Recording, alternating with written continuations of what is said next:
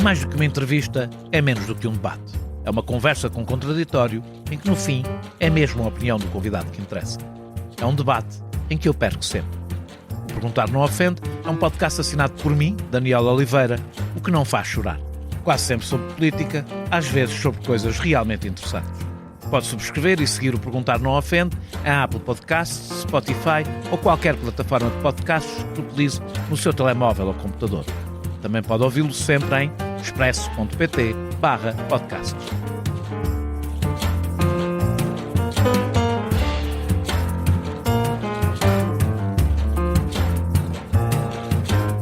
Em julho, a ministra Rosário Palma Ramalho apresentou um anteprojeto praticamente fechado que altera quase 150 artigos da lei laboral em vigor e de outras leis com impacto no direito de trabalho.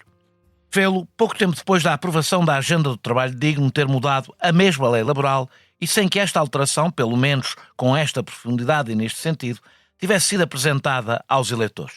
Pelo contrário, no programa da AD propunham-se relações laborais estáveis, uma melhor conciliação da vida pessoal, familiar e profissional e mais concertação social. Parece-me consensual que este anteprojeto vai no sentido exatamente oposto. O que salta à vista é o desequilíbrio. Tirando algumas propostas de pormenor, todo o anteprojeto desequilibra o nosso direito de trabalho para o interesse de um dos lados.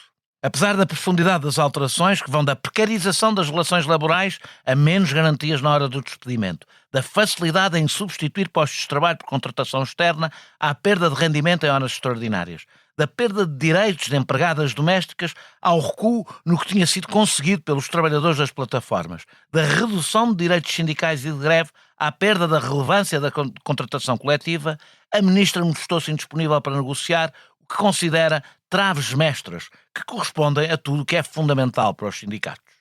Deixou cair algumas coisas, várias claramente colocadas como lebres, outras cedências à CIP e ao Chega, anunciando que, se não houvesse acordo, iria para o Parlamento sem ele.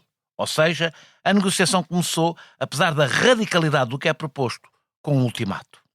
Para uma visita guiada a este anteprojeto, teremos o privilégio de ter um dos principais especialistas em Direito de Trabalho, qualidade que partilha com a ministra Rosário Palma Ramalho, professor catedrático da Faculdade de Direito da Universidade de Coimbra, onde é regente da Unidade Curricular de Direito de Trabalho, autor de muitas obras de referência nesta área e profundo conhecedor do atual Código de Trabalho e das suas sucessivas alterações.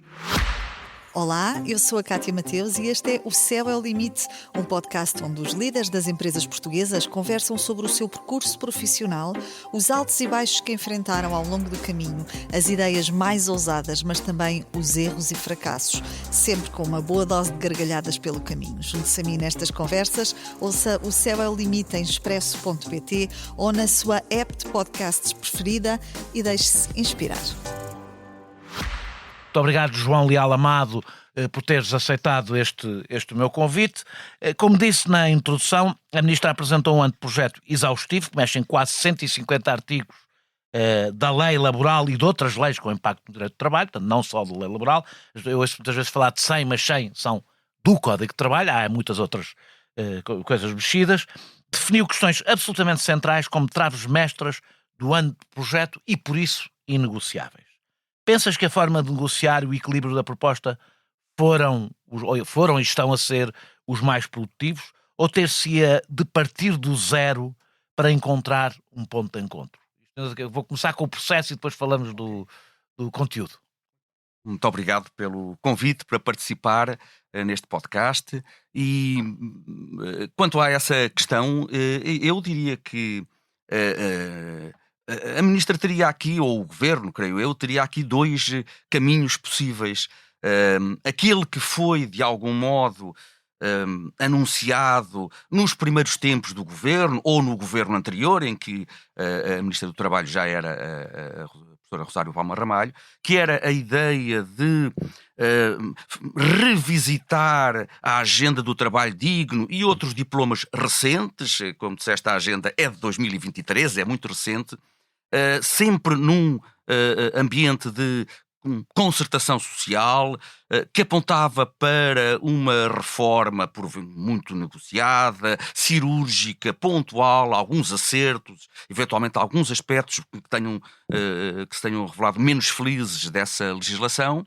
Esse seria um caminho, seria aquele caminho que se condensava nesse verbo revisitar, uma coisa suave, mas o caminho que se seguiu foi outro. Foi, de facto, avançar para uma reforma muito profunda, muito ambiciosa. E mesmo querendo fazer uma reforma profunda e ambiciosa, o que é que seria melhor? Seria fazer a negociação prévia à apresentação do anteprojeto? Naturalmente, eu diria... Ou seja, começar a perceber onde é que havia pontos de encontro. Porque esta forma, digamos, de o Governo, o Ministério, elaborar um vastíssimo conjunto, enfim, já todo um articulado, minuciosamente estruturado, com alterações a mais de 100 artigos do Código, com mais alterações de vários outros diplomas, e apresentar aos chamados parceiros sociais este anteprojeto já feito, dizendo, bom, vamos agora negociar a partir daqui, acrescentando de resto que depois, enfim, mesmo a negociação teria que respeitar as traves mestras. É evidente que isso condiciona todo o jogo. Quer dizer, de algum modo, é quase como se o Governo tivesse, enfim, usando a imagem do jogo de futebol, tivesse durante a primeira parte estado a jogar sozinho, a elaborar e a marcar os seus golos sem que o adversário estivesse presente, e no intervalo, bom, vocês já estão a perder 10-0, entrem e comecem a jogar. Pode ser que eu vos deixe marcar um golito ou dois, mas o resultado já está balizado por aquilo que foi apresentado. É indiscutível dizer que esta lei que este projeto é desequilibrado? Isso parece-me absolutamente indiscutível. O projeto desequilibra, acentua o desequilíbrio das relações laborais e todo o sentido geral... Desacentua porque as leis laborais, por natureza, são desequilibradas. Digamos, a relação laboral, a relação de trabalho é, por essência, por natureza, uma relação assimétrica, desequilibrada. A função do direito do trabalho, em grande medida, é tentar minorar esse desequilíbrio, concedendo garantias mínimas a quem trabalha, à parte mais débil da relação. Isso, até certo ponto, foi feito com limitações, mas foi feito por estes últimos diplomas que tivemos entre nós, pela Agenda do Trabalho Digno, pela Lei de 2019 que reformou o regime da contratação a prazo e tentou combater a precariedade.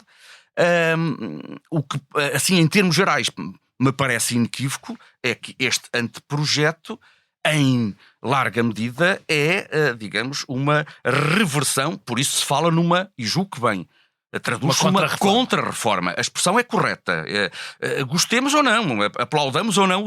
Agora, é de facto, acima de tudo, uma contra-reforma. Quem ler o anteprojeto vê que as normas, as tais traves mestras, traduzem-se em grande medida em reverter alterações que foram introduzidas na Lei do Trabalho nos últimos anos pelos governos do Partido Socialista, da chamada geringonça, etc. Reparem, alterações que, na verdade, não contaram à época sequer com a oposição no Parlamento do PSD. O PSD absteve-se. Quem votou contra essas alterações até foram os partidos mais à esquerda, o Partido Comunista, o Bloco de Esquerda. Ainda assim, o que vemos agora é que claramente as ideias-força, a maioria, não todas, mas uma boa parte das normas mais... Há coisas que vão mais longe do que... Há coisas que vão mais longe, que retornam ao Código do Trabalho de 2003, de Bagão Félix, e que aprofundam alguns desses traços, mas eu diria o que marca sobretudo este anteprojeto é a ideia de um ajuste de contas com o passado recente na legislação laboral e de eliminar as normas mais emblemáticas e que tinham sido contestadas, sobretudo pelos setores patronais, quer da Agenda do Trabalho Digno, quer do tal diploma de 2019. Aí é que está o núcleo duro da reforma ou do anteprojeto, tal como foi apresentado em bloco agora na concertação social. O grande argumento é que a realidade mudou e a lei deve adaptar-se. Incluindo a realidade, por exemplo, da inteligência artificial. Tenho visto, sobretudo, nos debates mais nas televisões, etc., muita gente falar disso. Quero levantar duas questões a propósito disto. A primeira é se a lei deve adaptar-se de forma preventiva antes que haja uma prevenção, uma pressão da realidade para que isso aconteça. Por exemplo, a inteligência artificial. Segunda, é se este projeto trata de facto dessa adaptação. Pois, aí está uma boa questão. Eu diria, claro, quem lida com o direito do trabalho sabe que com as transformações, que não são só de agora, mas que evidentemente agora, digamos, o ritmo da mudança foi acelerado com a inteligência artificial, todos esses enormes desafios que são agora suscitados. Claro que o direito do trabalho tem, como sempre teve, de se ir adaptando, sobretudo às transformações tecnológicas. Isso não é novo, na verdade, toda a história do direito do trabalho se traduziu em justamente ir acompanhando, adaptando, antecipando ali, respondendo depois às transformações que, sobretudo, o avanço tecnológico introduziu na legislação laboral. Mas, digamos, isto também convém desfazer alguns equívocos que eu tenho ouvido, até a ideia que por vezes se faz passar de que a nossa legislação laboral é uma legislação antiquada. Eu tenho ouvido coisas que fico pasmado. Já ouvi diversos dirigentes políticos a dizer que temos legislação dos anos 70 e 80 do trabalho. Até se fala já ouviu falar de uma legislação lei soviética. Eu fico... Bem, eu também gostava... é preciso dizer que foi André Ventura. Também temos sim. de dar um desconto. Eu gostava de saber que me dissessem um diploma em matéria laboral dos anos 70 ou 80. Essa ideia, mas que apesar de tudo vai passando. A legislação tem vindo sempre a ser adaptada. Pode-se dizer que a nossa legislação laboral é deste século. É deste século. Enfim, tivemos o primeiro Código do Trabalho. Isto convém, apesar de tudo, recuar. Em 2003, que revogou tudo o que estava para trás. Um Código do Trabalho de um governo de direita, cujo ministro do Trabalho era Bagão Félix, um governo do PSD, que revogou tudo o que está para trás. Nós não temos nada do tempo do PREC, dos anos 70, de 80. E depois disso, tivemos um Código em 2009, tivemos a legislação da Troika, fomos tendo várias intervenções, a última em 2023. Portanto, o nosso direito do trabalho legislado é tudo menos um direito antiquado. Portanto, mas repito, naturalmente, há sempre necessidade de adaptação. E adapta-se. Isto adapta. Agora, o que eu não vejo nada aqui, não vejo nada, mas é que não se vê rigorosamente nada, sobretudo no que toca à inteligência artificial, à gestão algorítmica do trabalho, a esses grandes desafios. Eu olho para este anteprojeto, não tem rigorosamente nada. Pode-se mesmo quase dizer que esta reforma é ela própria antiquada. É antiquada, porque no fundo vai buscar coisas que não são os novos do debates. Antigamente, não responde em medida nenhuma a esses grandes desafios suscitados pela inteligência artificial, pelo algoritmo, e a única matéria, enfim, em que regula com alguma importância estes fenómenos novos, que é a matéria das plataformas digitais e do trabalho prestado para ou via plataformas digitais, enfim, a solução, não sei se ainda iremos falar disso durante a entrevista, a solução é claramente antiquada, regressiva e até sem sintonia com o próprio direito da União Europeia, a meu ver. Mas enfim, falaremos disso provavelmente daqui a pouco. Um dos argumentos usados é que temos das legislações laborais mais rígidas da OCDE, aliás, pegando num indicador, num relatório da OCDE. Por outro lado, somos o segundo país com maior precariedade da União Europeia, incluindo aqui os muito liberais países de leste.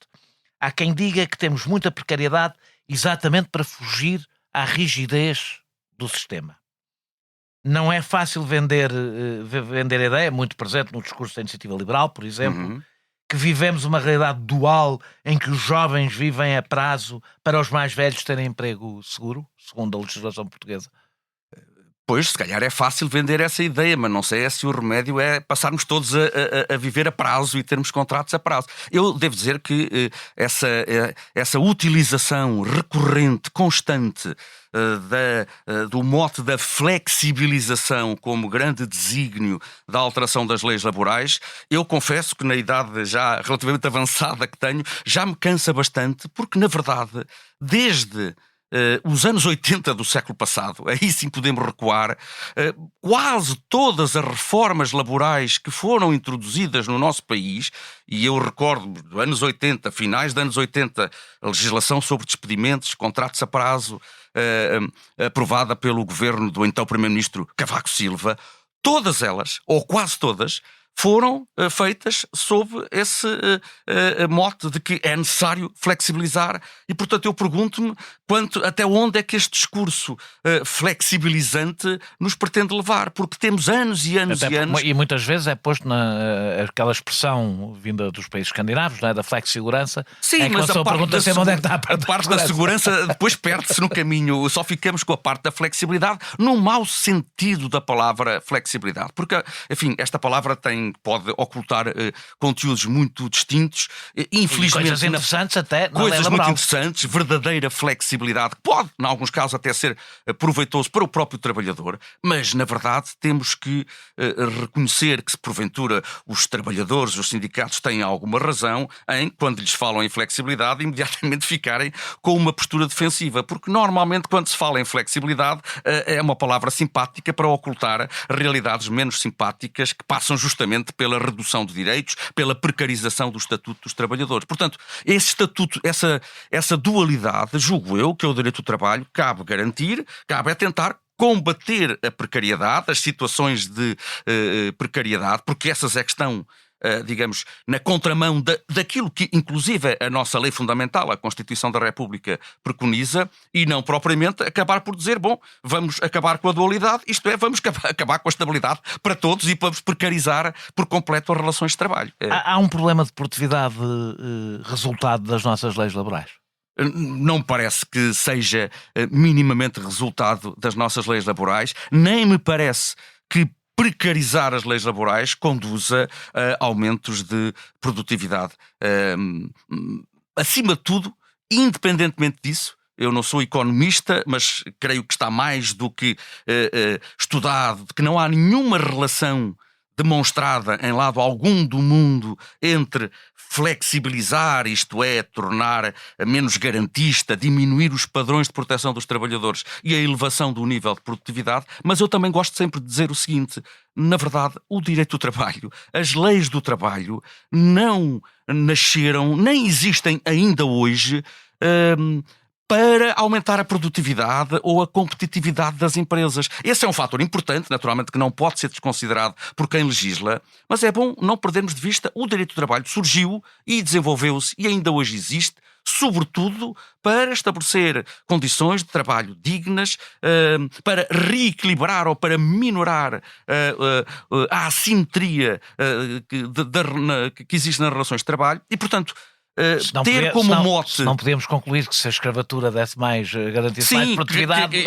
transitávamos para a escravatura. Portanto, este mote de algum modo, como alguns dizem, empresarializar o direito do trabalho ou instrumentalizar o direito à economia com o argumento, ainda por cima não demonstrado, de que flexibilizar, retirar direitos vai ter impactos positivos a nível económico, é algo que, enfim, que o direito do trabalho não pode deixar subjugar-se. O direito do trabalho assenta naquele velho princípio que convém nunca perdermos de vista. Esse é antigo, mas está hoje tão atual como antes, segundo o qual o trabalho não é uma mercadoria, não deve ser tratado como uma mercadoria, porque o trabalho, como também alguém escreveu, o trabalho na verdade não existe. O que existe são pessoas que trabalham. E o direito do trabalho serve, acima de tudo, não apenas, mas acima de tudo, para justamente estabelecer um conjunto de garantias mínimas para essas pessoas, para assegurar a dignidade de quem trabalha, sem ignorar os efeitos na economia. Mas como já vimos, nem estamos a passar por um período, lá está, poderíamos dizer, as últimas alterações, segundo alguns, rigidificaram o nosso mercado laboral. Se isso fosse verdade, se calhar devíamos estar agora a passar por um período de grande desemprego. E não estamos, porque eu desconfio quando se diz muitas vezes que, quando há muita gente a dizer, bem, ainda por cima está a querer fazer esta reforma num tempo em que as coisas estão bem, e diz, mas é no tempo que as coisas estão bem, e está certo. A questão não é essa. O que se está a querer dizer é, a legislação está aprovado, olhando para os resultados económicos, que a legislação laboral não é um problema. Sim, manifestamente. Economia, se necessário fosse, repito, se houvesse essa relação de causa e efeito, como é tão sugerida por alguns, então dir-se-ia, bom, como nos últimos anos houve aqui intervenções do legislador que, neste aspecto ou naquele, rigidificaram o mercado laboral, para usar essa terminologia, então isso devia estar agora a ter efeitos negativos. Não teve. Eu confesso que não dou demasiada importância a esse argumento de que é nos momentos de enfim, em que não há crise que devemos reformar. Eu acho, enfim, esse argumento é sempre reversível. Se houver crise, diz-se que temos que reformar porque há crise. Se não há crise, também dizemos que queremos. O que na verdade é decisivo é a vontade política de quem está a legislar e que entende, pelo seu projeto ideológico, pela sua visão sobre as relações de trabalho, que tem que reformar. Se houvesse crise, o argumento do governo seria bom. Nós até não queríamos, mas como há crise temos que reformar, como aconteceu no período da Troika. Agora não há. Usa-se o argumento contrário, mas, enfim, são argumentos reversíveis. O que há é um propósito ideológico, político, enfim, legítimo de quem governa, desde que não pise a linha da Constituição, de reformar a lei do trabalho. Enfim, a meu ver, acentuando esse desequilíbrio de que falámos inicialmente. Vamos entrar no anteprojeto. Sendo Portugal um dos países com mais precariedade na Europa, o Governo propõe estender a duração máxima das várias modalidades de contrato a prazo. É contraditório, em geral, é contraditório, sente-se alguma necessidade de fazer isto. 2, pedia-te para, à medida que vamos falando, também de dares alguns pormenores, sem sermos excessivamente exaustivos, mas dar alguns pormenores sobre o que é que são as alterações, neste caso, sobre o aumento do tempo. Do tempo. Sim, eu julgo que essa matéria dos contratos a prazo é dos pontos, é das tais traves mestras, é dos pontos nucleares desta reforma. O anteprojeto contém diversas alterações nesta matéria, como disse. Sobretudo em 2019 houve uma reforma no nosso país que, digamos, de algum modo restringiu mais, procurou combater a precariedade que é trazida pelos contratos a prazo. Enfim, convém começarmos pelo princípio. Nós vivemos num país em que a lei fundamental consagra, goste-se ou não, mas consagra como direito, liberdade e garantia dos trabalhadores, portanto, dos direitos mais importantes da nossa ordem jurídica, a garantia da segurança no emprego. Daí decorre, todos os especialistas de direito do trabalho que comungam dessa ideia, a regra de que o contrato a prazo não pode ser visto, é uma exceção. Não é proibido, com certeza que a lei do trabalho justamente concede esses mecanismos de flexibilidade às empresas para fazer face a acréscimos de atividade, a necessidades temporárias de trabalho. Toda a gente está de acordo que aí é justificado que a empresa recorra a contratos a prazo, mas é uma exceção. Deve ser uma exceção, tem de ser uma exceção, senão estamos a violar a própria Constituição. Isto os que alarga são, se não me engano, mais um ano em cada alarga a duração, alarga as possibilidades de renovação. Portanto, há todo um conjunto muito vasto de alterações nesta matéria cujo sentido é claramente o de, vamos dizer assim, normalizar ou banalizar o recurso ao contrato a prazo, nessa medida situando-se na contramão da tal reforma de 2019, mas eu já escrevi muitas vezes sobre isso. Num país, vou recordar que eu disse há pouco, que já tem, que é o segundo país com maior precariedade na Europa. E, portanto, a tarefa devia ser justamente tentar, tanto quanto possível, combater esse grau excessivo de precariedade, muitos deles através de recurso a contratos a prazo sem fundamento legal. Talvez a coisa mais chocante seja o Governo alargar a justificação. Sim, para mim, claramente. Que é, para explicar, alargar a justificação de contrato a prazo, o facto de alguém nunca ter tido um contrato por tempo indeterminado. Sim. Achas que é verdade, como dizem os sindicatos, quando afirmam que isto pode ser criar uma espécie de precariedade eterna? Completamente verdade. Esta foi das normas, eu devo dizer, pronto, também tive acesso ao conteúdo do anteprojeto em finais de julho, quando ele foi divulgado, e à medida que ia lendo, quando cheguei a esta norma, fiquei, um pouco perplexo, porque nós nunca tivemos no nosso país uma norma que de forma tão cristalina venha, digamos, dar luz verde para a contratação precária, indicando como motivo bastante para contratar a prazo não a necessidade de fazer face a acréscimos temporários da empresa, a necessidades temporárias de trabalho, mas dizendo, é um motivo justificativo da contratação a prazo, a circunstância de a pessoa em causa, o trabalhador em causa, nunca antes ter sido contratado sem prazo. O que significa que uma pessoa pode chegar à reforma. Exatamente. E nunca tivemos. Eu queria acentuar isto, é que nós nunca tivemos uma norma a dizer isto preto no branco. Isto significa que uma pessoa pode, vamos imaginar, concluir a sua escolaridade obrigatória aos 18 anos, entrar no mercado de trabalho aos 18 anos com um contrato a prazo, porque é o primeiro emprego que tem, é um jovem que celebra um contrato a prazo. Esse contrato pode durar até 2 anos nessa empresa, depois pode ficar durante uns tempos desempregado, vai arranjar outro emprego, como só teve um contrato a prazo, já não tem 18, já tem 20, volta a ser contratado a prazo. E, nota, Daniel, isto pode ser levado, se esta lei se mantiver em vigor estes anos todos, até aos 30, aos 40, aos 50 anos do trabalhador. Ele pode ir acumulando contratos a prazo atrás de contratos a prazo. Quando tiver 50 anos não vai entrar seguramente no quadro. No quadro, e portanto pode chegar à reforma, olhar para a sua vida. Eu tive 20 ou 30 entidades empregadoras ao longo da minha carreira profissional, todas me contrataram a prazo, enquanto nenhuma delas me contratar sem prazo, eu continuo, olha, para estes efeitos, é como se eu continuasse a ser virgem, posso continuar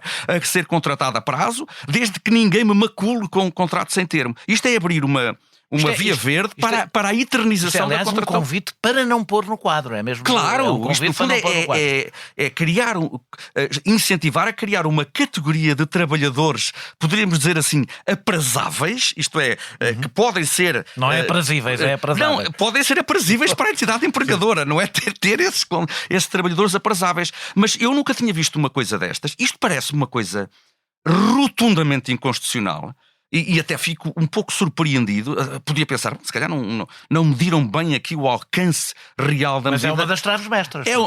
É uma das traves-mestras e aparentemente é porque, tanto quanto eu julgo saber, eu passei os olhos por esta, vamos falar disso, creio eu, por esta alteração que terá sido entregue pelo Governo à UGT e não mexem em nada do contrato a prazo. E já houve muito debate, muitos alertas. Portanto, já se percebeu que é um dos corações. Sim, pelo menos com os dados que temos até agora.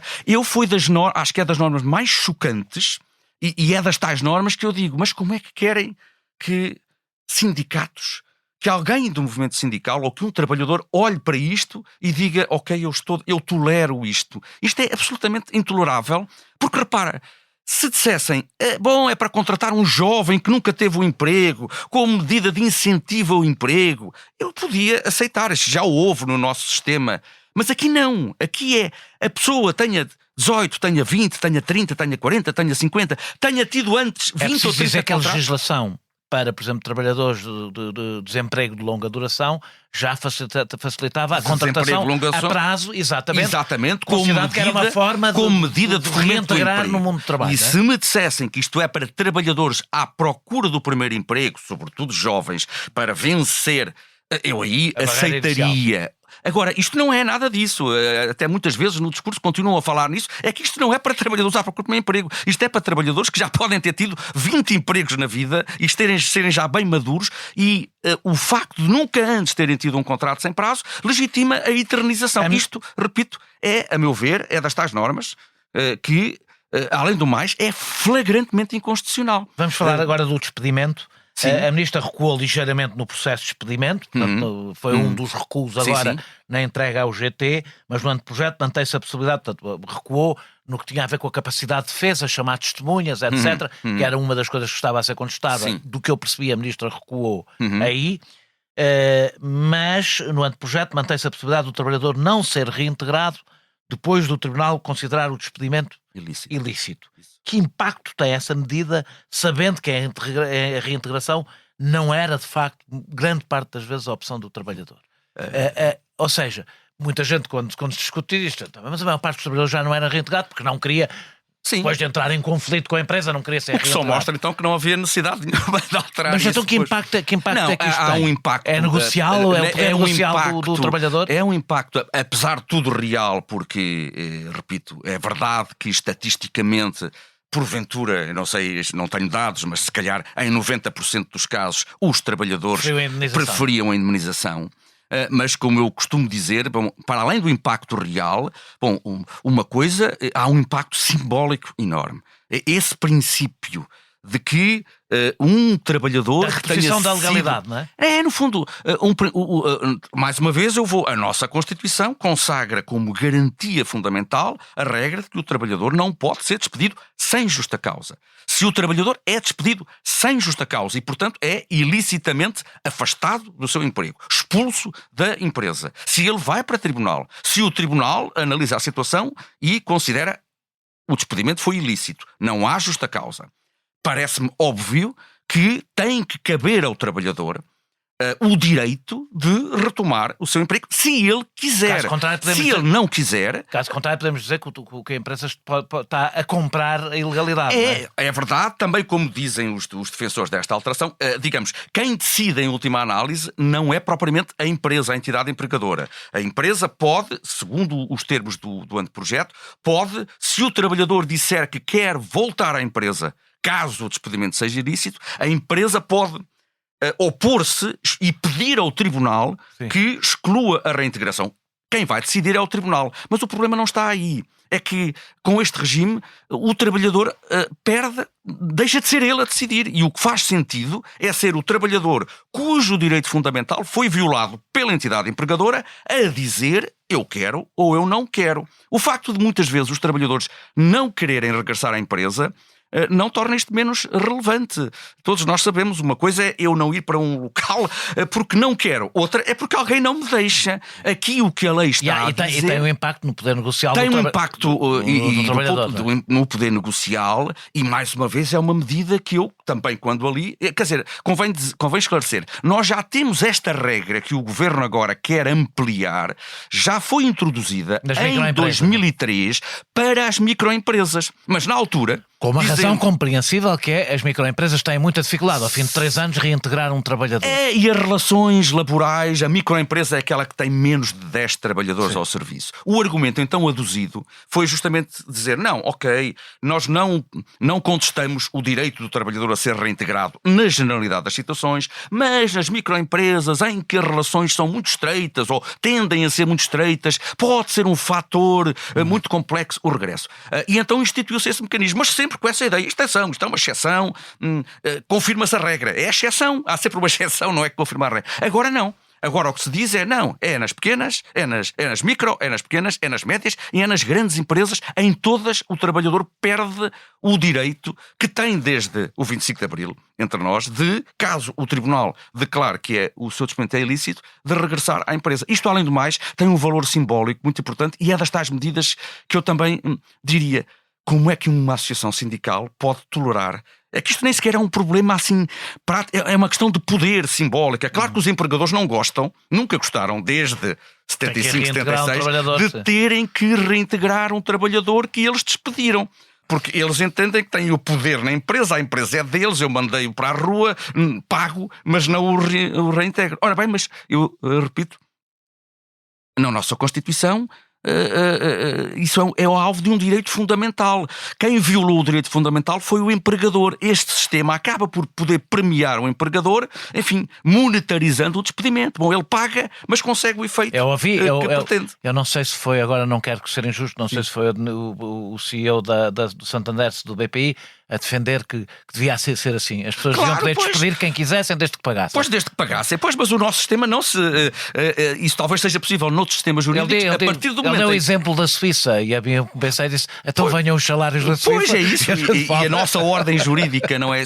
Eu, repito, do ponto de vista jurídico, não quero, claro, tornar isto demasiado maçudo, mas eu também diria, esta é das tais normas que eu não vejo muito bem como é que podes sobreviver ao escrutínio do Tribunal Constitucional. Nós já vamos falar também disso. Sim. O fim da proibição de recorrer ao outsourcing para ocupar a função de quem foi despedido é importante por ser contraditória com os limites ao despedimento coletivo ou por permitir, estou a pôr como alternativa, se calhar são as duas, ou por permitir substituir o trabalho mais protegido pelo menos protegido.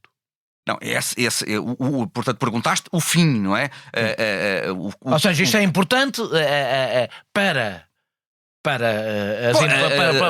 não haver o obstáculo legal que hoje existe, hoje existe, também foi introduzido, foi das tais normas emblemáticas, polémicas, introduzidas pela Agenda do Trabalho Digno, a proibição de a empresa recorrer a despedimentos coletivos ou despedimentos por extinção do posto de trabalho. Há uma queda de produção, há uma justificação. Nem tem que haver queda, pois o problema é esse, pode ser uma decisão empresarial, temos aqui certos setores da atividade da empresa, vamos externalizá-los. É isso ou não, mas sim. Quando se impedia o outsourcing era exatamente para dizer que tem que haver uma razão para haver um despedimento coletivo. Exatamente, e o que se disse é a decisão de externalizar não é uma razão suficiente para despedir coletivamente essas pessoas. Porque, na se a realidade, empresa aqueles... precisa de continuar a assegurar aquelas tarefas, então não deve recorrer ao despedimento. A empresa pode preferir recorrer, por isso era a minha segunda parte da pergunta, a empresa pode preferir recorrer ao outsourcing porque aqueles trabalhadores não têm a mesma proteção que tem o trabalhador. Pois, o grande atrativo pode ser esse. Bom, e dizem a empresa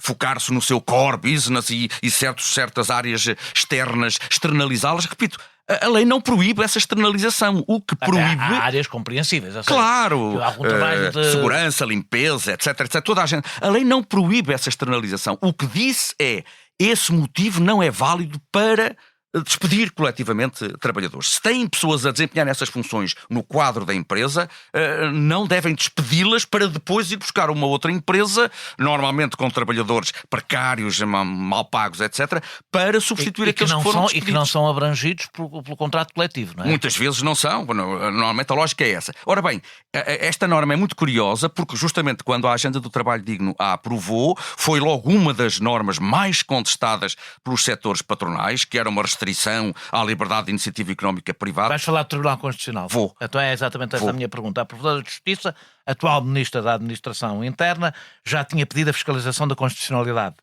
desta limitação e o Tribunal Constitucional considerou aceitável. Ou seja, esta alteração aceitável. A minha pergunta é se a inversa é verdadeira. Ou seja, uma coisa é o Tribunal Constitucional ter considerado aceitável a proibição do outsourcing para substituir despedimentos, outra coisa é se o Tribunal Constitucional considerará inaceitável este recuo. Pois, isso convém recordar, até porque, por ironia do destino, a decisão do Tribunal Constitucional, realmente desde que a Agenda do Trabalho Digno introduziu essa norma, ela foi muito criticada e houve sempre esse argumento recorrente, também junto de alguns especialistas em direito do trabalho. Bom, isto é uma norma inconstitucional, limita, é uma restrição excessiva à liberdade de iniciativa económica.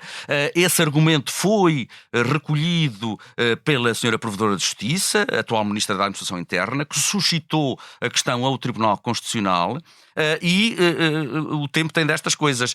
Justamente em julho deste ano, no princípio de julho, o Tribunal Constitucional veio afirmar de forma muito clara, e ainda por cima foi uma decisão tomada por uma maioria muito alargada de conselheiros, são 13 juízes, foi uma decisão votada por 10 contra 3, em que o Tribunal veio dizer não. Esta proibição não é inconstitucional, baseia-se numa norma constitucional, justamente aquela que tenho falado, que garante a segurança no emprego, não viola, não se traduz numa restrição excessiva à liberdade de iniciativa económica e, portanto, foi uma norma pela qual, creio eu, os sindicatos se bateram bastante, a favor da qual se bateram na Agenda do Trabalho Digno. A sua conformidade constitucional foi declarada no princípio de julho. Uns dias depois, o Governo apresenta esta proposta em que, pura e simplesmente, revoga a norma. Claro que não vai aparecer perante o Tribunal, enfim, a inconstitucionalidade de uma norma que desaparece, não é? Eu não tenho dúvidas que o Tribunal vai creio eu. Esta parte não se mas esta parte não vai aparecer. Portanto, é uma questão de... Claro que o Governo dirá, e bem, pois o facto da norma não ser inconstitucional não impede o Governo de fazer o seu juízo sobre a bondade da norma. Mas, digamos, boa parte dos argumentos que sempre bateram isto é inconstitucional, é rotundamente inconstitucional, perderam a sua razão de ser e mais uma vez os sindicatos podem dizer, bom, batemos-nos por esta norma, o Tribunal validou-a e agora vão eliminá-la e, portanto, mais um recuo, dirão os sindicatos, inaceitável. Neste momento, o pagamento de créditos devidos aos trabalhadores, como os subsídios de férias e de Natal, quando são despedidos ou o contrato cessa, está garantido, exceto se o trabalhador abdicar dele em tribunal. O Governo quer que o trabalhador possa prescindir disso quando sai da empresa, portanto, não em tribunal.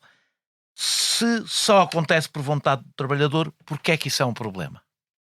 Porque é um problema, pois essa é outra das grandes, eu até me atreveria a dizer, talvez a principal norma que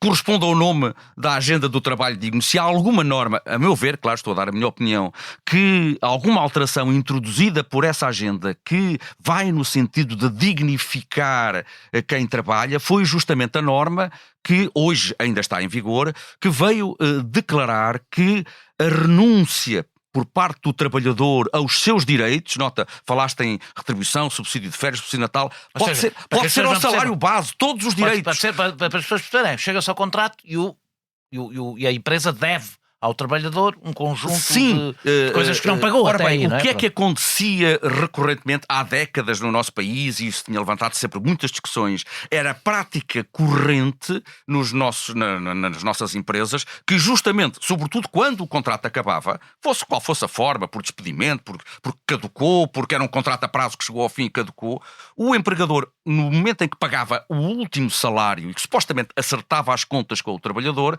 quase sempre o empregador ou o advogado do empregador lá punha uma declaraçãozinha. Mas o trabalhador podia se dizer, recusar. eu declaro que nada mais tenho. Sim, podia-se recusar, como sempre, mas nós não podemos perder de vista que há um não há um pormenor. Sim. Uma coisa é quando cede o contrato, mas, por exemplo, no momento em que é despedido ou que chega-se a acordos amigáveis, o trabalhador quer receber a indenização pode recusar, mas enfim, ou vais a tribunal, não é? Claro, e o problema é este. Primeiro, e convém também não perder de vista, isso normalmente colocava-se no fim do contrato, é verdade. Até durante muito tempo isso foi aceito justamente com o argumento: bom, como o contrato está a acabar e o trabalhador declarou que prescinde ou que abdica de quaisquer direitos, tem salários ainda em dívida, tem horas extraordinárias que não foram pagas, tem subsídios de férias de Natal, mas se ele declarar como o contrato está a acabar, é livre e não há problema. Ora, todos nós sabemos que muitas vezes os trabalhadores não têm a exata noção daquilo que lhe é devido. E muitas vezes, mesmo que tenham, há essa situação que referiste. Se o trabalhador não assinar aquela declaração que lhe está a ser colocada ali à frente, não recebe o último salário e vai ter que o ir pedir a tribunal, sabe-se lá quando é que... As pessoas estão muitas vezes pressionadas pela necessidade, e a prática mostrava que muitas vezes declaravam, assinavam ali onde o empregador dizia para receber... Uma das coisas que o direito faz é proteger as pessoas da pressão da sua necessidade. Aquilo que sempre se entendeu é que isto não faz sentido. Os empregadores têm que pagar, como qualquer pessoa, têm que pagar as suas dívidas. Se têm dívidas perante o trabalhador, tem que as pagar. Há um ascendente do empregador sobre o trabalhador e, portanto, a lei deve proibir ou de considerar que estas declarações não são válidas. Foi isso que foi feito pela Agenda do Trabalho Digno. Permitindo que acontecesse em tribunal, não é?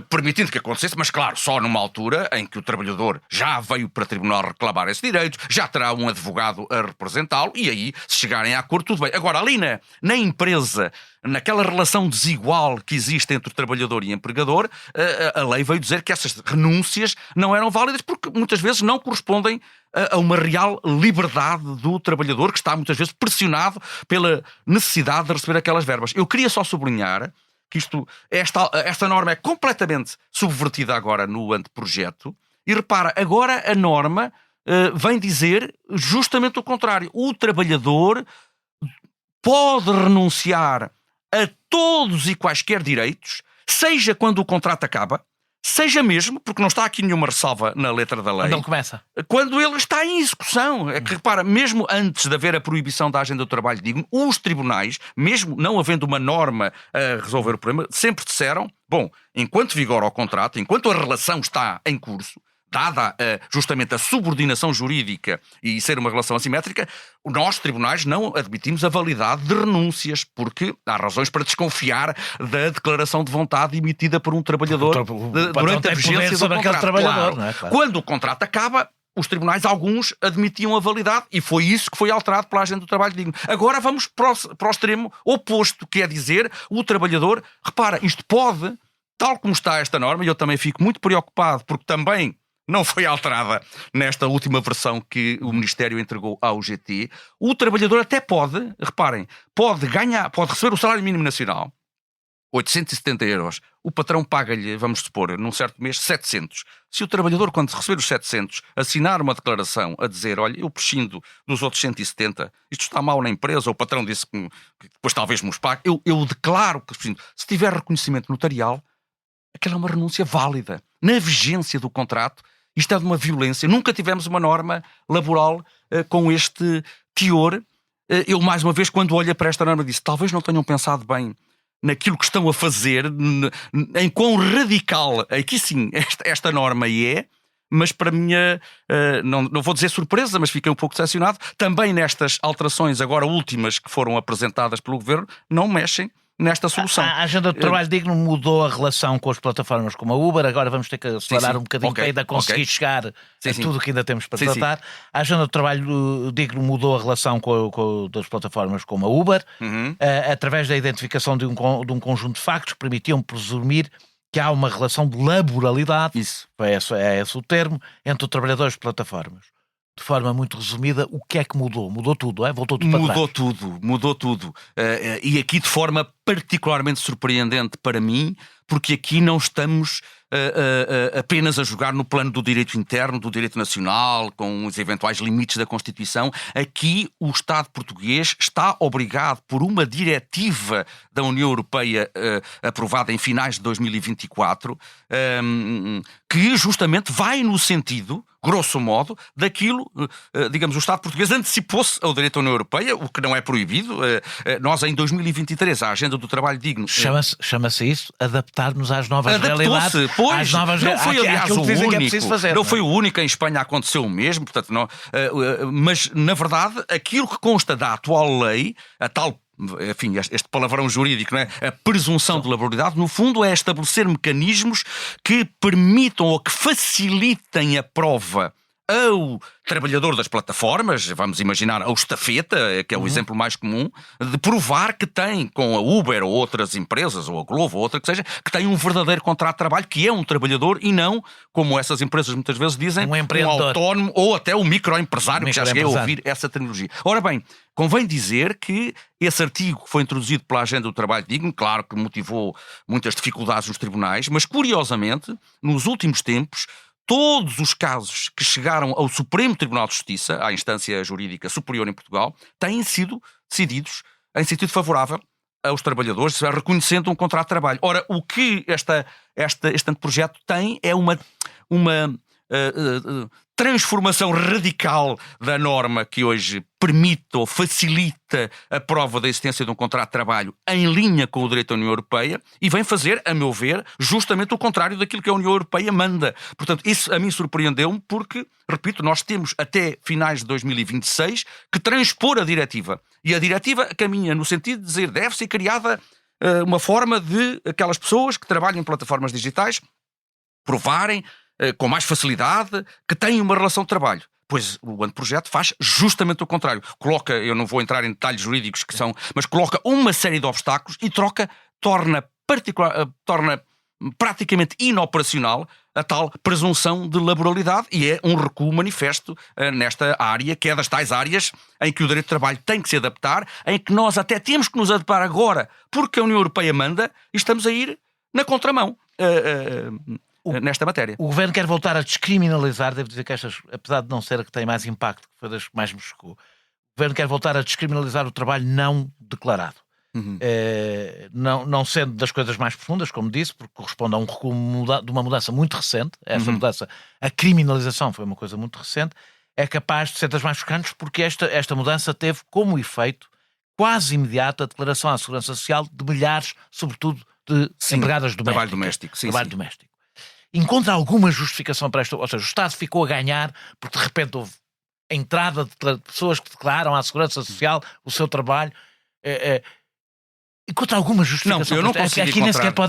Nem sequer consigo encontrar a pressão das entidades patronais. Não consigo encontrar qualquer razão, porque, na verdade, a vida mostrou, lá está, e muitas vezes disse, bom, vamos avaliar, vamos ver qual foi o impacto das alterações para corrigir aquilo que tenha funcionado menos bem.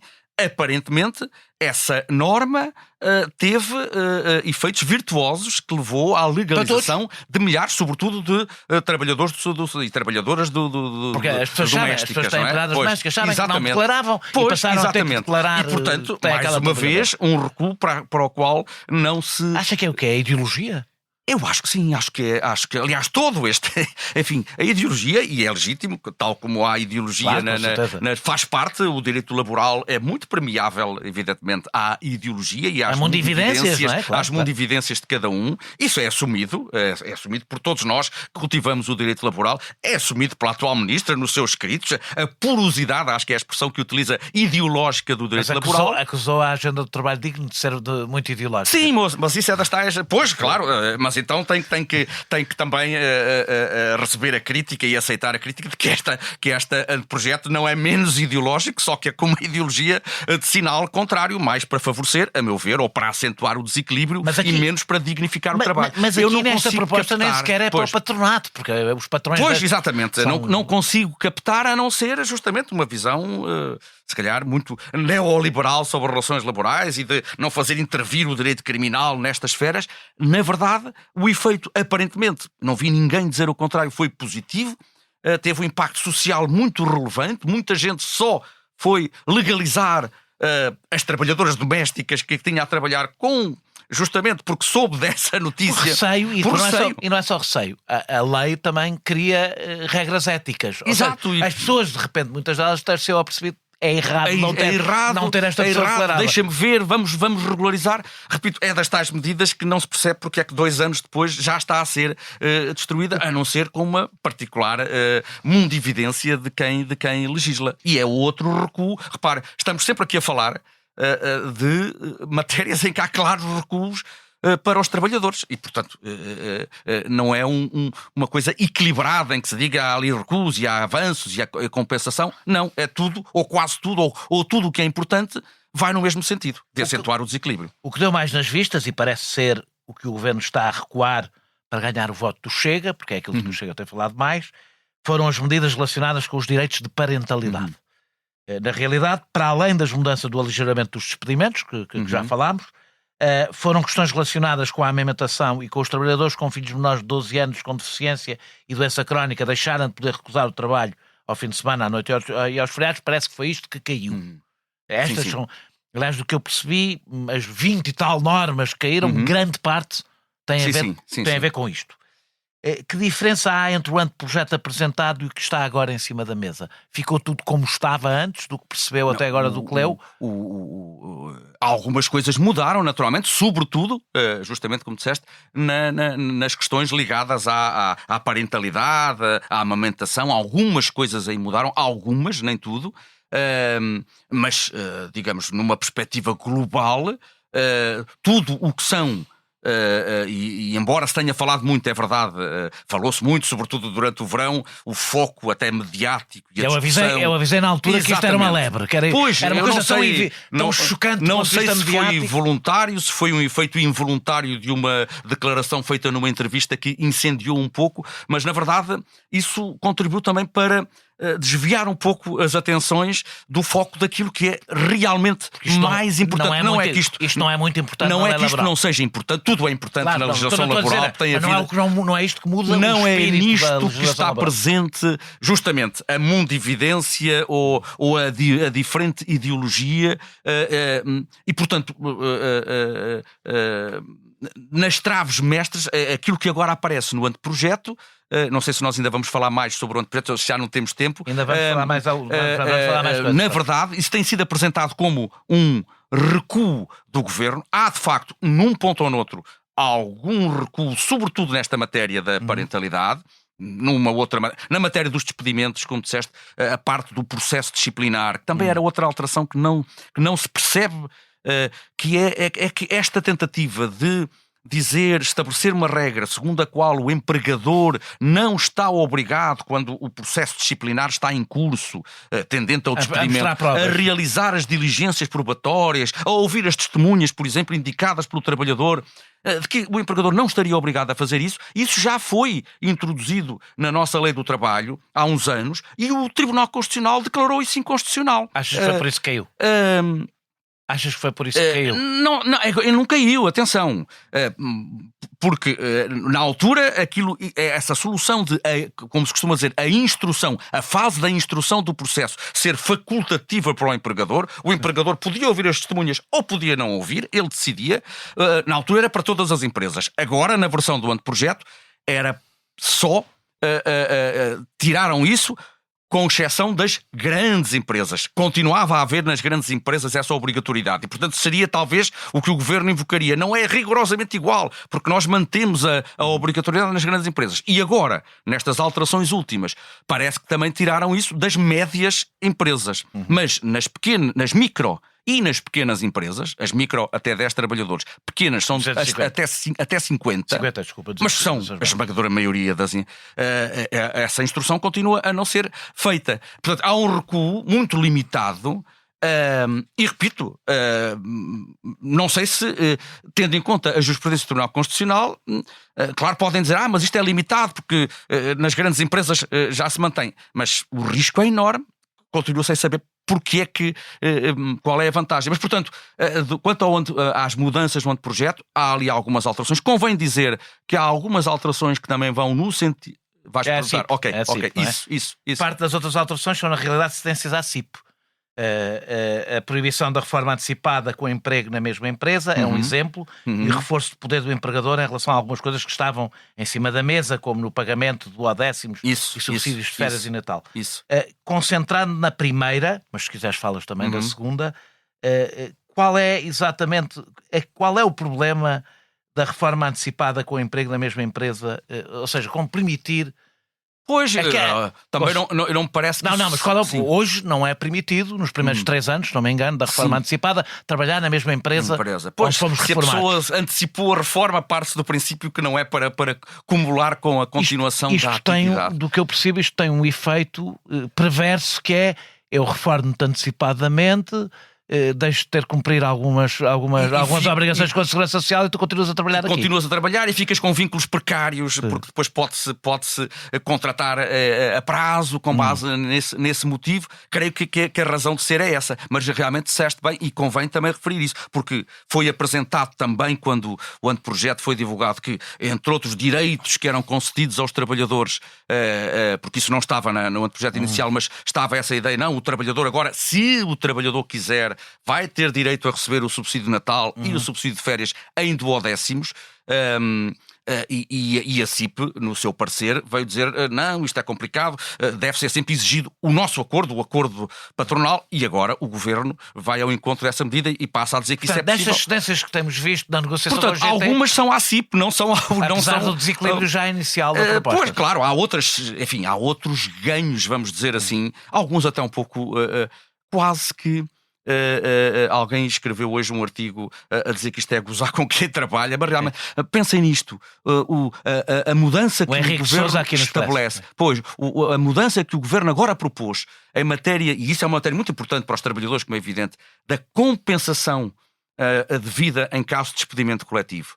Essa foi das grandes medidas alteradas no período da Troika, se estão recordados. Em Portugal, quando um trabalhador era despedido por razões de mercado, alvo de um despedimento coletivo ou por extinção do posto de trabalho, tinha direito a ser compensado e o cálculo da compensação era feito à razão de 1 mês de salário base, por cada ano de antiguidade. Depois passou para 14.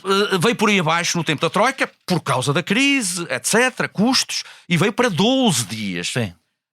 Na agenda do trabalho digno, de forma pífia, digamos, foi atualizado para 14 dias. E agora é para 15, não é? E agora, no anteprojeto não se mexia nesse ponto, e agora, parecendo uma grande... mudam de 14 para 15. Isto é um pouco ridículo. Parece os 10 cêntimos da... É dar esmolas às pessoas. Não, parece até um pouco quase humilhante estar a fazer este tipo... Se querem mudar, mudem para 18, 20 dias, pronto, para dizer ali um sinal e uma mudança. Agora, mudar de 14 para 15 dias por ano, mas lá está. O Governo dirá, é mais uma cedência, cedemos em mais um dia e é um direito dos trabalhadores. Claro, 15 é melhor que 14, isso é indiscutível, mas do ponto de vista negocial, exatamente, ainda estamos a falar de metade do que era nos tempos pré-Troika, não é? A introdução do banco de horas individual, do que percebi, a alteração feita, piora ainda mais a proposta, do que eu percebi. Contra a qual esta ministra se insurgiu em 2018, é bom recordar, o vídeo está aí com as várias frases que a ministra disse sobre o banco de horas individual, corresponderá à perda de pagamento de horas extra. Seria bom explicar porquê, para quem não está familiarizado com o que é o banco de horas individual, para que se saiba, hoje em dia há um banco de horas grupal, portanto, em que as empresas podem definir, por razões óbvias, evidentes e compreensíveis, que há picos de atividade, etc. O individual muda completamente a natureza deste instrumento. Os patrões dizem que, de qualquer das formas, estes bancos de hora têm que ser negociados como são o banco de horas grupal.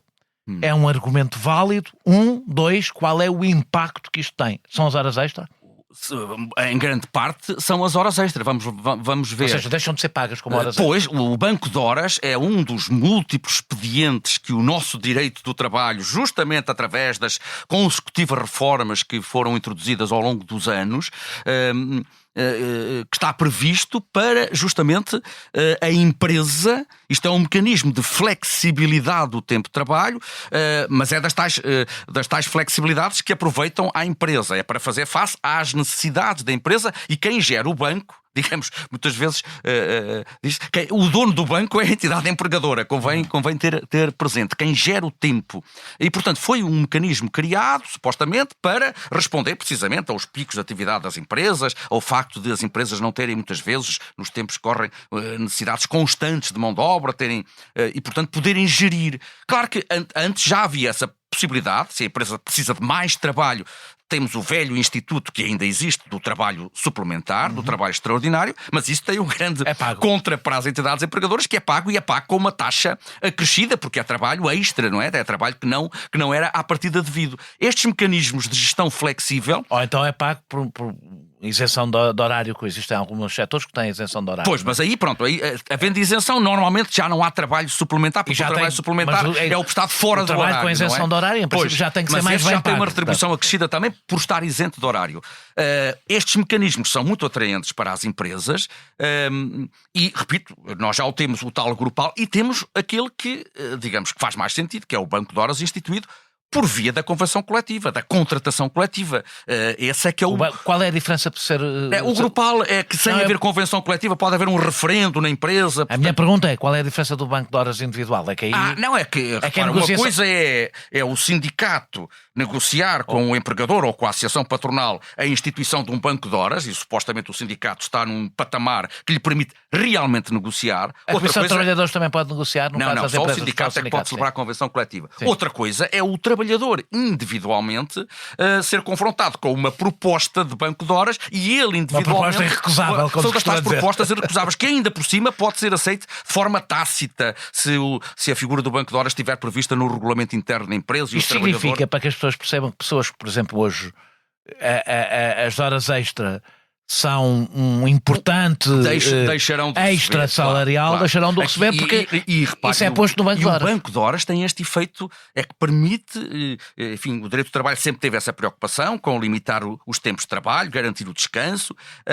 Temos o limite semanal das 40 horas hoje em dia. O banco de horas permite ir até às 50 horas semanais e até às 10 horas por dia, sem, em princípio, depois haver lugar ao pagamento de trabalho suplementar. A única coisa que tem que haver é a compensação dessas horas. A compensação, claro, terá que ser pago, ou então em descanso nos períodos de inatividade. Mas é fácil de ver o efeito altamente perturbador que isto tem em tudo o que diz respeito à conciliação entre vida pessoal e profissional. Eu esta semana vou trabalhar 50 horas, na outra trabalho 30, esta semana saio às 7 da tarde, sem ser compensado, sem ser devidamente compensado, enfim, com um pagamento extra do trabalho suplementar, e sendo isso gerido de acordo com os critérios do empregador, que vai informando o trabalhador de que, bom, agora é preciso mais trabalho, agora não é preciso menos. Portanto, o dono do banco, o banqueiro aqui, é a entidade empregadora. Portanto, não é um mecanismo de flexibilidade neutro que convenha a ambas as partes. O facto de poder ser criado por via individual é sempre o mesmo problema no direito de trabalho. Estamos a falar de uma relação entre dois sujeitos em que um é muito mais forte do que o outro e em que o dizer não são as tais propostas irrecusáveis. E quanto mais precário, claro, se a pessoa em causa ainda por cima for precária, então é que certeza juntarmos a isto todas as os contratos a prazo, etc. Muito menos terá condições para dizer não é? Há uma parte mais complicada para o cidadão comum, e eu aqui vou pedir para sermos um bocadinho mais breves, porque é complexa de perceber. Não afeta, os trabalhadores têm a sensação que não os afeta diretamente, e por isso o interesse será menor, apesar de ser muito relevante para os direitos que têm, que é a caducidade da contratação coletiva. Eu disse isto e as pessoas já começaram a adormecer, mas eu tentarei que elas não adormeçam e percebam a importância disto. Entre os dois extremos, portanto a contratação coletiva são os contratos que existem, ou de empresa ou de setor, etc. Entre os dois extremos, o que levava os sindicatos a não querer negociar. Porquê? Porque como não caducava, o contrato que estivesse em vigor, eu estou a tentar traduzir isto de forma muito simples, não caducava, os sindicatos não tinham qualquer interesse em negociar, porque mantinham o mais favorável que existia, que na realidade alguns eram de 74 e 75, esses sim. Portanto, esse era um Isso extremo. mudou em 2003, Isso mudou. não é? Ok. Havia esse extremo. E a outra, a caducidade automática, leva o patrão a não querer negociar porque deixa de haver contrato coletivo de trabalho, porque ela caduca, morre e ele... Portanto, isso. Sim. Acho que consegui explicar isto. Isso. A minha pergunta é: tinha-se encontrado, penso eu, uma solução relativamente equilibrada. Que tem a ver com... E depois, isso é que agradecia que explicasses da forma mais sucinta possível. Claro. Tinha-se encontrado uma forma em que esta tensão era resolvida. O que é que mudou aqui? O que mudou é que essa solução, disseste bem, portanto nós tivemos um regime, não vamos, durante muitos anos, até 2003, em que vigorava essa regra. Bom, a convenção coletiva que estivesse em vigor só desaparecia quando houvesse outra a substituí-la. E ela sobrepunha-se à lei laboral, ou seja, ela, como era a mais favorável ao trabalhador... Se fosse mais favorável, tinha que ser sempre os direitos e deveres, salários, etc. Há muita coisa que está consagrada. A convenção coletiva consagra muitos direitos que a lei não consagra. Olha, subsídio de refeição, estamos sempre a falar isso. Não está na lei do trabalho, está para os funcionários públicos, mas isso é à parte. Muitas vezes é nas convenções coletivas que se consagram direitos deste género. O sistema que tínhamos foi alterado em 2003, no sentido que disseste. Substituiu-se a regra de que a Convenção se manteria em vigor até ser substituída por outra, pelo princípio da caducidade. Bom, a Convenção pode caducar e pode desaparecer sem surgir nada a substituí-la. Portanto, surge o vazio. A outra não era possível manter também por uma razão, porque não permitia que se adaptasse, como se tem que adaptar a novas realidades. Era criticada muito por isso. E disseste bem, quer dizer, ao longo destes anos, sobretudo nos últimos anos, na agenda do trabalho digno, na tal lei de 2019, foi-se construindo uma tentativa aqui da terceira via, entre estes, que é criar mecanismos de arbitragem. Obrigá-los a negociar. No fundo, obrigar a negociar, e com a ideia de que se as partes não se entendessem para atualizar a convenção coletiva, para rever a convenção coletiva, para celebrar uma nova convenção, que havia sempre uma escapatória, através de mecanismos complexos que eu não vou agora referir. A matéria era devolvida à arbitragem. Portanto, não havia uma nova convenção coletiva a substituir a outra, mas haveria uma decisão arbitral tomada por árbitros independentes, nomeados por sorteio, etc. Isso permitia ali algum equilíbrio, porque até no fundo ambas as partes sabiam que era melhor não chegar aí. Que é melhor não chegar aí, porque depois, se a coisa for para a arbitragem, eles perdem o processo. Mas vai surgir uma decisão. E não havia o vazio. Agora, apesar de, na exposição de motivos do anteprojeto, se dizer que o que se quer é dinamizar a contratação coletiva, na verdade o que se dinamita por completo são todos esses mecanismos de arbitragem e, no fundo, estabelece uma autoestrada para a caducidade. Portanto, voltamos à situação anterior. À situação em que se fragiliza enormemente a posição dos sindicatos. O que é estranho, não é estranho, mas para quem defende que a via não é o conflito, é a negociação, já vamos... Diminui-se a capacidade de negociação. Sim, agora queria ir à outra parte, que é diminuir a parte do conflito ao mesmo tempo. Para já, antes disso, deixa-me perguntar. Achas que o objetivo do governo é que sejam todos abrangidos apenas pela lei geral? Os trabalhadores? E a partir daí, não vou tão longe, disso, mas digamos, se tiver que chegar aí, pelos vistos, a visão do governo é negociação coletiva dinâmica, o que significa que ela morre com frequência, não é? Não sei se é muito compatível dizer que se quer dinamizar uma coisa e ao mesmo tempo que se facilita a morte da coisa em si.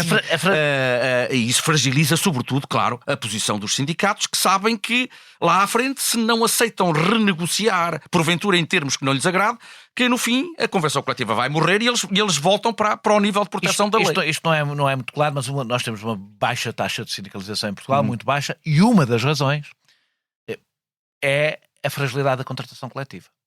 Acho eu. Uma das razões é porque raia que as pessoas vão estar num sindicato se isso não garante qualquer tipo de negociação. É só... Para isso mais vale recorrer ao que é o que muita gente faz, recorre ao sindicato quando tem um problema, inscreve-se e vai falar com o advogado. Os países onde têm grandes taxas de sindicalização são países com grande tradição de negociação coletiva, onde os sindicatos são absolutamente fundamentais para os contratos que as pessoas têm. Claro. E a minha pergunta é se a fragilidade da nossa... A minha pergunta é exatamente se há alguma evidência, eu agora quero dar o salto seguinte, portanto, eu dou, não sei se concordas, que a contratação coletiva é fundamental para a força e para a taxa de sindicalização, e a minha pergunta é se há alguma evidência que a fragilidade dos sindicatos, tenha consequências nos salários. Porque as pessoas muitas vezes não fazem esta ligação. As pessoas acham que o salário resulta da situação económica, etc, etc. Não, claro que sim, digamos, aí todos nós sabemos, a contratação coletiva, aliás, a própria figura da convenção coletiva, a ideia de os trabalhadores se agruparem, se associarem para anunciar o seu salário. Basicamente, embora hoje em dia as convenções coletivas regulam muitas matérias, mas ainda agora falei no subsídio de refeição, é para tentar justamente negociar com a entidade empregadora, sobretudo as tabelas salariais. O que é que não furtarem-se justamente à negociação individual em que cada um sozinho não tem força para reivindicar melhorias salariais e aparecerem em bloco, se necessário, recorrendo aos meios de conflito, se calhar ainda vamos falar nisso, greve, etc., para conseguirem melhorias salariais. Quanto mais débil for o sindicato, mais débil for a contratação coletiva, a tendência, naturalmente, será para que também o impacto a nível dos salários se faça sentir. Não vai ser, a não serem trabalhadores altamente qualificados, não haverá capacidade individual para negociar. Aliás, salários. Não é por acaso que o salário mínimo se está a aproximar tanto do salário Tanto médio. do salário médio, claro. É porque o salário mínimo é o único que não depende da negociação dos trabalhadores, é o Estado. É o Estado a impor pelo menos aquele mínimo, não é? E mesmo esse contestado, portanto, a dizer que lá está, que é o fator de rigidez que ia conduzir ao desemprego, não é? Sempre a mesma narrativa, digamos. Altamente ideológica, aí espero que durante uns tempos não a usem, porque está provado que está provado que é porque o salário mínimo não aumentou pouco, aumentou bastante, exatamente, e como sabes, houve muita gente a dizer, não, mas não pode ser, porque isto vai ter um efeito. É um elemento de rigidez, pois deixemos o mercado funcionar livremente, e se o mercado conduzir a pagar 700 ou 600 ou 500 euros por mês, deixemos. Como se viu com este grande aumento do salário mínimo, o desemprego, atingimos o pleno emprego. Portanto, mexe também no direito à greve e na atividade sindical. Assumos que em alguns casos, eu devo dizer que esta medida arrisca-se a ser a mais popular do governo. O que é estranho, porque a maior parte são trabalhadores. E a minha pergunta é, para além não temos tempo aqui de desenvolver a ideia de porque é que há setores que passaram a ter muito mais dificuldade em fazer greve, mesmo com toda a proteção legal, e portanto não se sentem abrangidos por essa proteção, e portanto têm uma reação negativa às greves que são sobretudo de empresas do Estado. Não vamos ter tempo para desenvolver isso. A minha pergunta é se assumes, é mais específica, que em alguns casos os tribunais arbitrais têm falhado na definição de serviços mínimos e que isso ajudou a esta alteração. Isso não me custa nada assumir. A jurisprudência dos tribunais arbitrais é vastíssima. Todos os anos há dezenas e dezenas de decisões e com certeza que o ato de decidir... dos transportes públicos foi... Pois, pode ser discutível o acerto. Mas, digamos, isso não resulta... o facto de, eventualmente...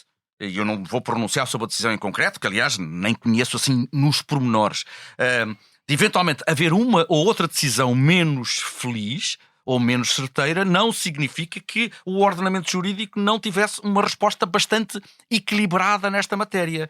A experiência dos tribunais arbitrais nas greves no setor empresarial do Estado, porque é aí que os tribunais arbitrais intervêm, já vem desde 2006, 2007, algo assim. E eu acho que há um sentido geral de que o balanço é muito positivo. Criou-se um mecanismo, era um problema complicado antes.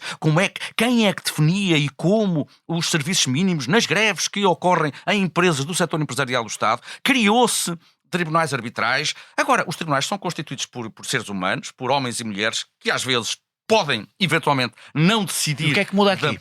O que muda aqui, para mim, muda uma coisa muito relevante. É porque, até hoje, portanto, a existência de serviços mínimos nos setores-chave essenciais, onde estejam em causa necessidades, para usar a terminologia jurídica, necessidades sociais impertríveis, aquilo que não pode falhar, não pode ser adiado, que mexe com outros direitos fundamentais. O direito à vida, por exemplo, à segurança. Exatamente, esse é o exemplo de escola, enfim, limite que sempre damos. Claro, os médicos podem fazer greve, mas não podem deixar as urgências desguarnecidas e deixar os pacientes falecer. Os médicos geralmente não se aplicam às urgências. Não é? Pois, exatamente. Portanto, a ideia dos serviços mínimos tem base constitucional, ninguém contesta. O esquema que estava previsto na lei, creio que funcionava razoavelmente. Claro que há sempre uma decisão ou outra, como em todo na vida, com que nós podemos concordar ou não, mas agora, a grande mudança, para mim a principal mudança na matéria de greve é que até hoje, a lei previa que os tais tribunais arbitrais, que eram chamados a definir serviços mínimos, definiam os serviços e podiam dizer, se achassem que no caso concreto, porque isto implica, não há duas greves iguais, quer dizer, pelo contexto em que surge, pelos meios utilizados, pela duração, cada tribunal vai decidir para aquele caso concreto. Se o tribunal entendesse que não se justificava definir serviços mínimos, não definia. Eu faço parte desses colégios arbitrais, muitas vezes não fixei serviços mínimos, por exemplo, é o caso de escola, porque isso é jurisprudência pacífica, em casos de, imagina, greves no metro aqui em Lisboa, de curta duração, a jurisprudência pacífica dos tribunais, que não se justifica. Claro que nós sabemos, por isso é que disseste que é das medidas por lá, evidentemente que uma paragem do metro causa danos, mas enfim, por definição... Devo dizer que isso não tem a ver com o direito de trabalho. Sim. Eu sou um defensor de que a empresa em causa devia, pelo menos para quem tem passe social, retribuir aos... Pronto, mas isso é outra questão, não é? Porquê? Porque o sistema que temos, na realidade, é bom para as empresas e mau para os outros. Claro, porque acaba por quem sofre. Daí a ambivalência nesta matéria. Disseste bem, a maioria de nós é trabalhador, todos nós somos consumidores, todos nós queremos, portanto, vemos, evidentemente, perturbada o nosso dia-a-dia se, por exemplo, o metro ou outro meio de transporte qualquer para durante umas horas. Mas, digamos,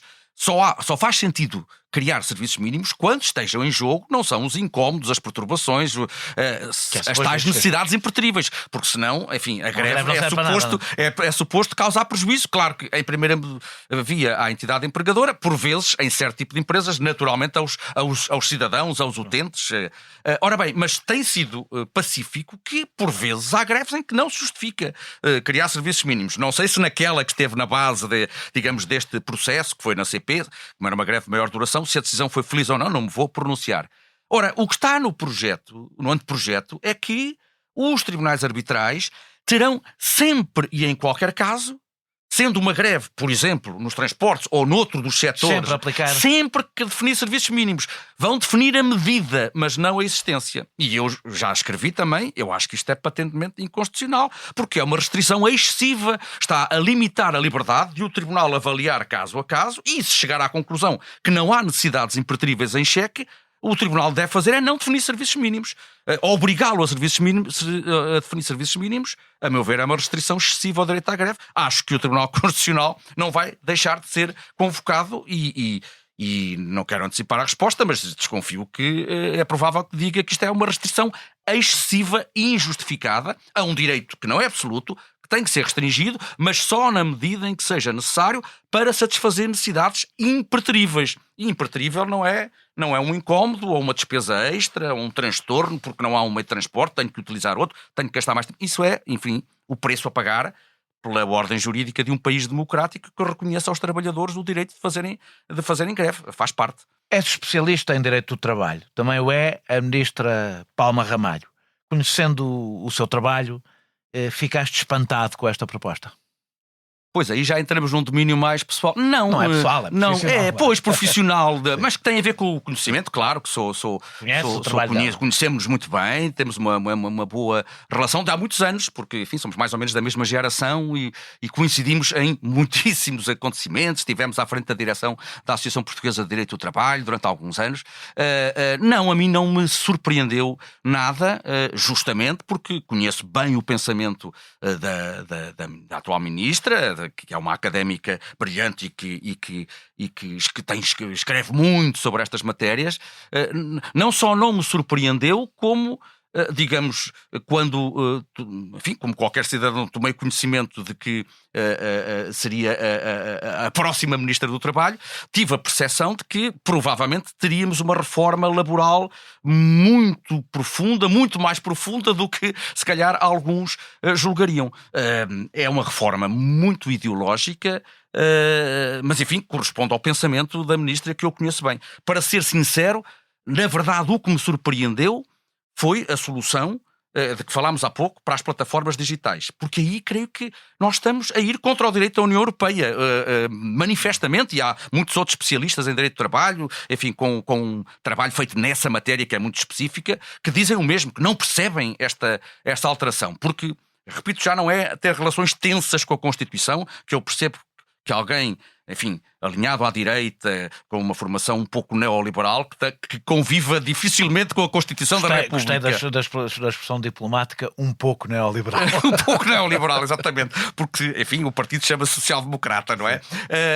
Mas a única parte que verdadeiramente me surpreendeu foi a das plataformas, porque aí é o direito da União Europeia, é outro campeonato, digamos assim, e a radicalidade dessa mudança. As outras, algumas muito radicais, enfim, a questão da renúncia, a questão dos contratos a prazo, chocaram-me um pouco, mas não posso dizer que me surpreenda, porque, enfim, em termos, por exemplo, de contrato a prazo, sempre defendeu nas suas obras que o contrato a prazo devia ser, digamos, generalizada a sua utilização, devia haver um regime muito mais permissivo para a contratação a prazo e, portanto, aqui está a ir ao encontro da sua visão. Eu tenho dúvidas que a sua visão se compatibilize com a Constituição portuguesa, mas isso é para outra instância, digamos. Muito obrigado, João Leal Amado, por teres aceitado ajudar-nos a visitar este anteprojeto para a reforma ou contra a reforma laboral, como quiserem chamar.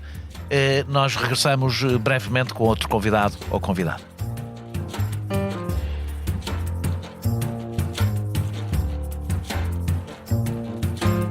Este episódio teve a produção e edição de João Martins, música de Mário Lajinha, grafismo de Tiago Pereira Santos a partir de ilustração de Vera Tavares.